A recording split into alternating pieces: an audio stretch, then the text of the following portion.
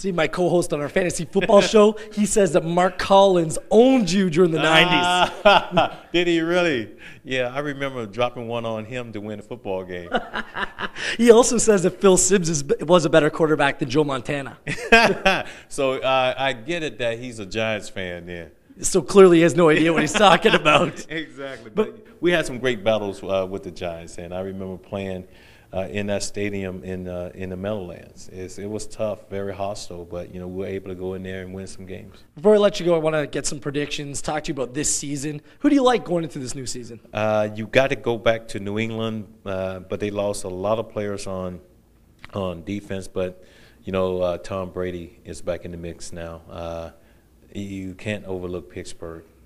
If what they were able to accomplish last year, and Big Ben is only getting better. Then they got a defense that can back it up. So those two teams in the AFC, NFC is pretty much up for grabs. To be honest with you, you look at Arizona Cardinals. Who would have thought that Arizona would get to the Super Bowl last year? They got there. So Tony Romo.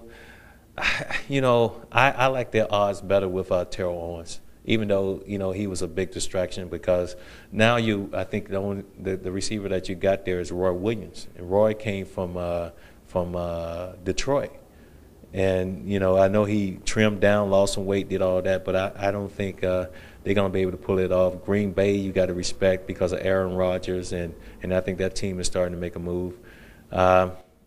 If you were to pick one of those teams. No, if I'm going to pick one, I was just giving you a analysis. I was giving you a list.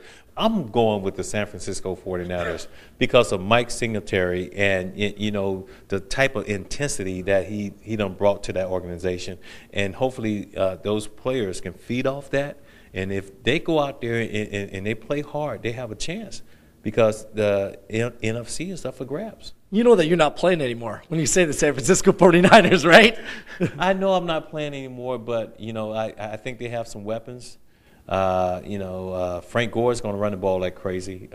At least they announced the starting quarterback already, Sean Hill. Mm-hmm. And they didn't do like Cleveland, waited till the last second with Brady Quinn and Anderson. Okay, this is going to be a big surprise, but they decided to go with Brady Quinn. But I think Sean Hill pretty much gives them the best option of winning. Got to ask you really quickly, in Sports Illustrated, Carson Palmer came out this past week and said that he can foresee a player dying on the field just because of the sheer size of the players today, the speed, the strength. I mean, how do you react to a sentiment like that? And it's pretty dark and gloomy. Yeah, it's pretty dark and gloomy, but we all know that the risk that we take when we step onto that football field.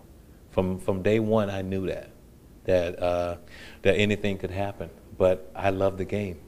I love the challenge of it, and hopefully something like that doesn't happen. But we all realize that we have a chance of severely getting injured, playing professional football. Does that mean there should be maybe guaranteed contracts in this league? I mean, that's a huge issue because not every player plays for 20 years, Jerry. I understand that, but I don't think they're going to change the rules because of that. We know how violent football is, and guys are getting unbelievable contracts now if you're in the top 10, and it's just unfortunate we can't sign our number one draft choice, Michael Crabtree, because he wants more money. Do you understand that? I don't understand that, but he goes number 10, but I think he wants number 5 money. So we're talking about $18 to $20 million, before you step on the football field.